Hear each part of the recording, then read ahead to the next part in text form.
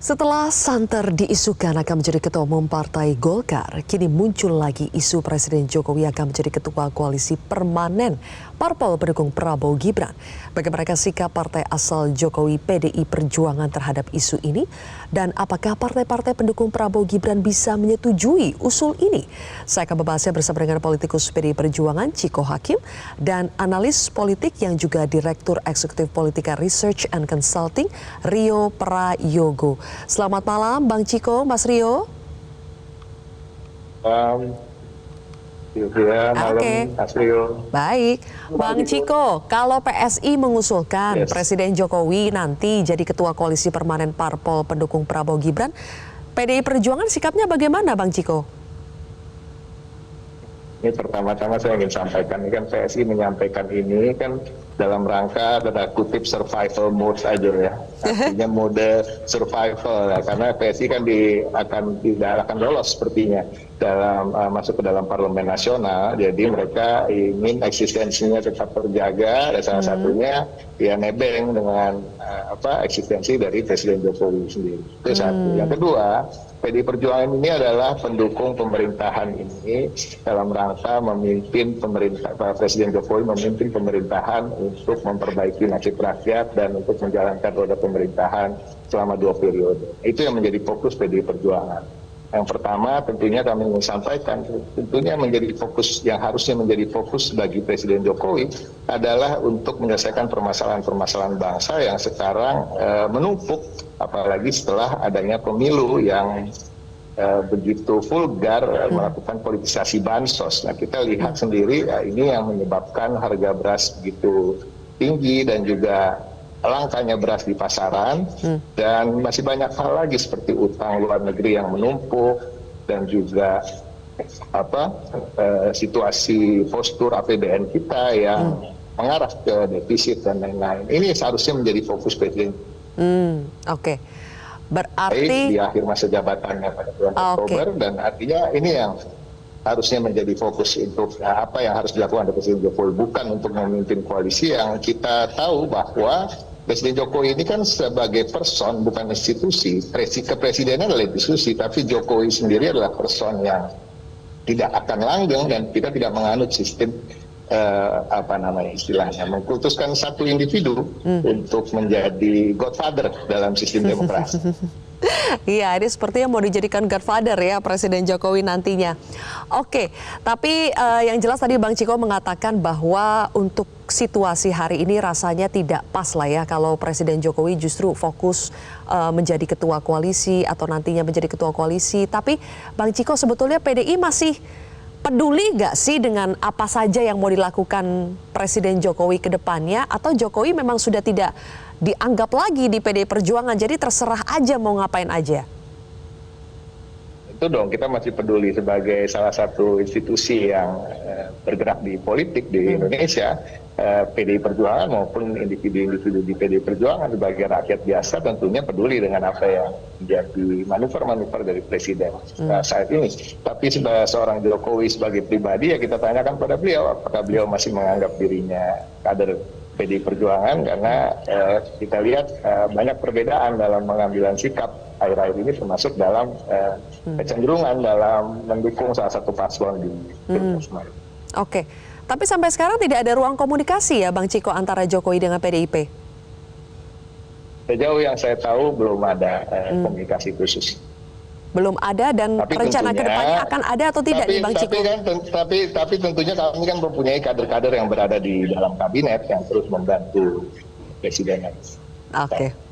Baik, Mas Rio, wacana yang serius dari PSI ini menurut Anda ini adalah wacana yang serius, atau seperti kata Bang Chiko ini hanya sekedar untuk survival mode PSI untuk mempertahankan eksistensinya setelah diprediksi tidak akan lolos ke Senayan? Ya, pertama Sylvia tidak jauh beda ya yang disampaikan oleh Bang Chiko ya. Menurut saya ini hanya PSI mencari tempat bermain yang baru, gitu ya, playing ground yang baru, ya.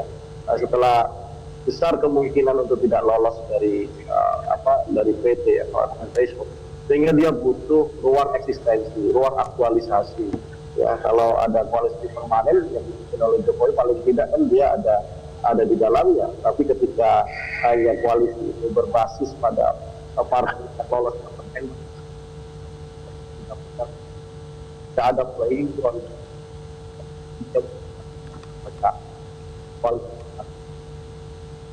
Dia bisa terlibat aktif di situ. Itu saja sih. Yang kedua, menurut saya, respon dari partai-partai koalisi 02 juga biasa-biasa saja ya.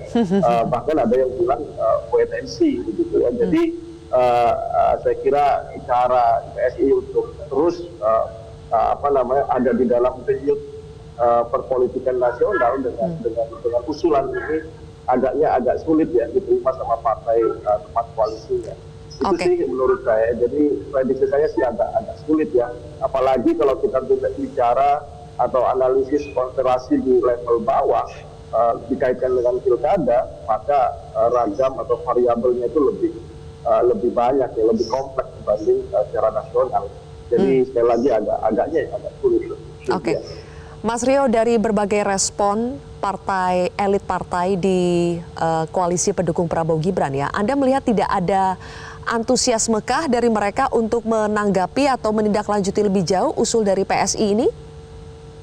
Ya, kita lihat respon dari Golkar, dari Demokrat, kemudian dari beberapa partai yang lain juga biasa-biasa saja kan. Ya, jadi menurut saya sih memang usulan ini agak apa ya? Hanya sekedar kalau bahasa Pak tadi ada survival mode. Kalau saya lebih ke searching a new playing ground aja, ya tempat bermain yang baru aja untuk PSI. Jadi isu ini sangat lokal ya untuk PSI aja.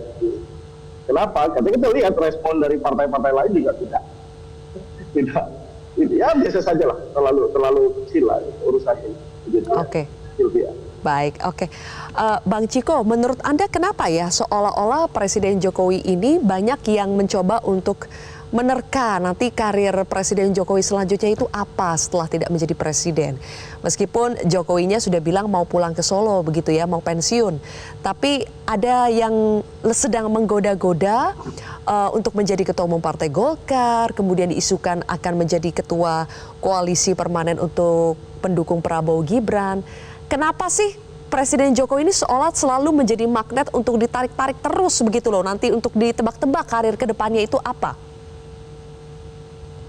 Satu, karena mungkin sampai hari ini dianggap popularitinya sangat tinggi ya kan, banyak approval rating yang digelar survei-survei mengatakan dia masih disukai oleh hampir 80% masyarakat. Itu pertama, mungkin itu.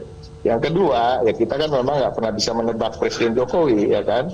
Di satu hari dia ngomong apa, besoknya ngomong apa. Entah itu maksudnya memang luas dalam berbohong, atau memang itu strategi. Tapi ini yang selalu menjadi pertanyaan. Dan saya rasa hanya dua hal itu yang akan menjadi pertimbangan dari partai-partai politik. Tentunya yang pertama, yang tadi itu saya katakan bahwa seakan approval rating beliau sangat tinggi, tetapi apakah betul setinggi itu ya kita masih pertanyakan, karena kan kita nggak tahu metode dan pertanyaan-pertanyaan yang dilakukan, yang dilemparkan ke masyarakat ketika melakukan survei tersebut. Karena buktinya sekarang pun bila pun Prabowo Gibran mendapatkan suara anggap saja 57 atau 58%, dan ini juga kita tidak tahu apakah itu suara murni atau ada manipulasi.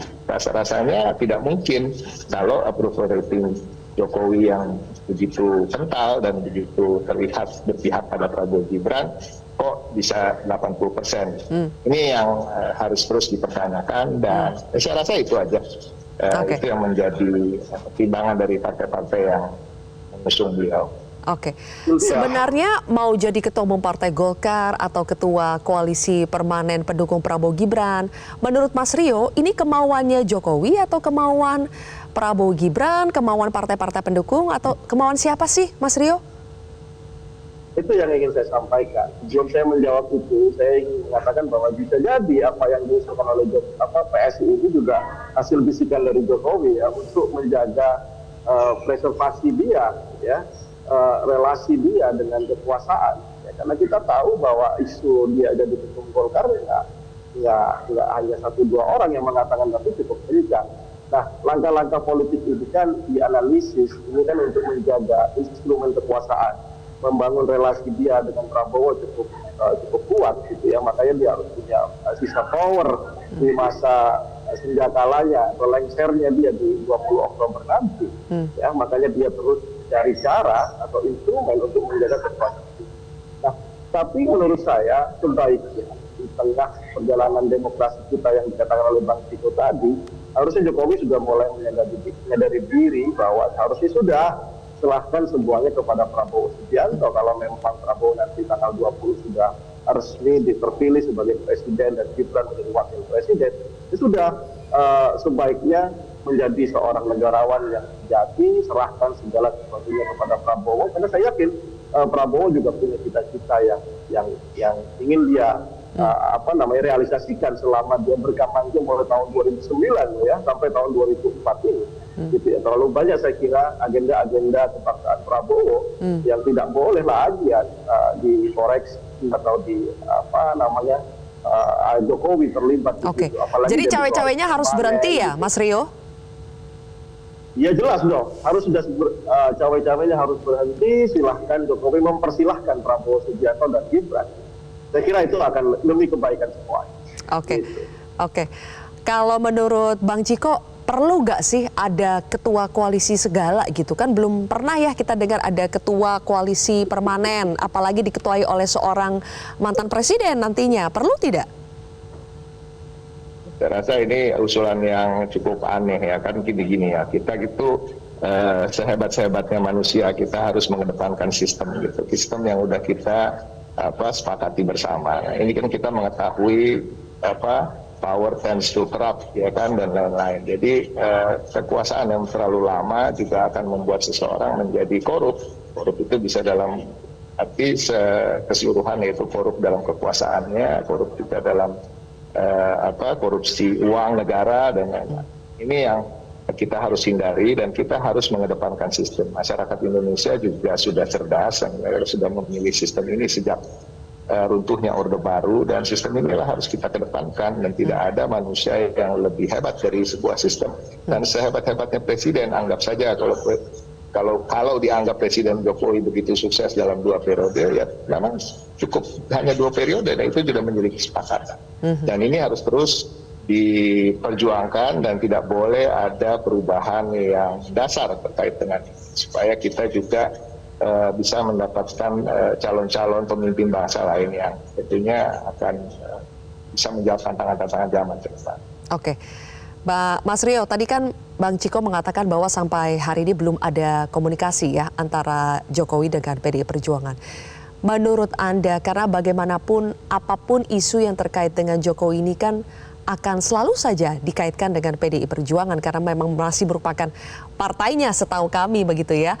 Menurut Mas Rio, apakah sebaiknya komunikasi itu segera dibuka antara Jokowi dengan Bu Mega misalnya, atau ya harus betul-betul antara PDI Perjuangan dan Jokowi ini harus dilihat secara dua entitas yang sudah berbeda sekarang?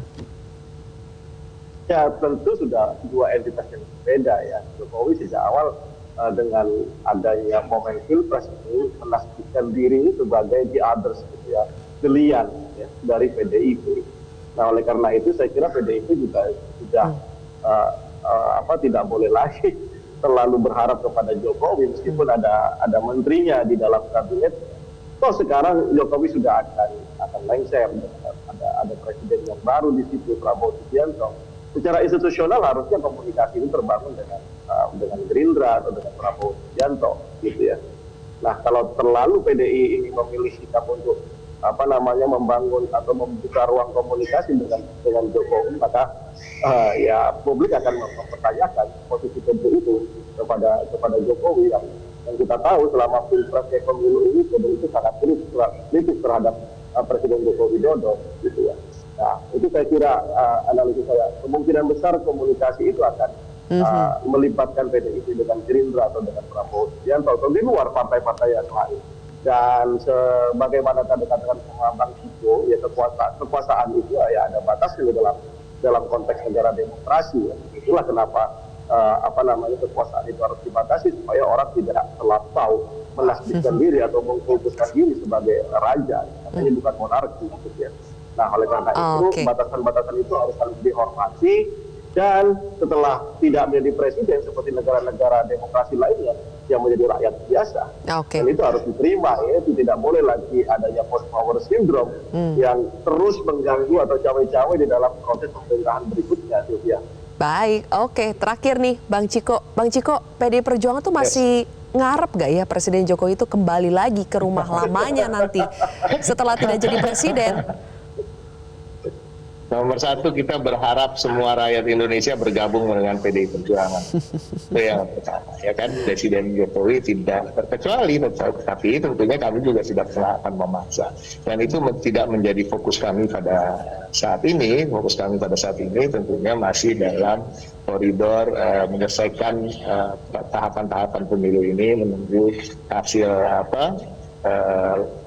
pengumuman dari KPU nanti tanggal 20, dan juga mempersiapkan segala sesuatu hal yang akan kami bawa ke Mahkamah Konstitusi untuk bersengketa, dan juga kemungkinan untuk menggulirkan hak angket. Nah, itu aja yang menjadi fokus kami sekarang, dan harapan kami ya tentunya bangsa ini ke depan tetap berada dalam koridor demokrasi dan sesuai dengan amanat konstitusi, tanpa ada perubahan-perubahan seperti hal-hal yang tadi disampaikan. Baik, oke. Terima kasih Bang Ciko Hakim dan juga Mas Rio Prayogo sudah bergabung bersama kami di Prime Time News hari ini. Jelajahi cara baru mendapatkan informasi. Download Metro TV Extend sekarang.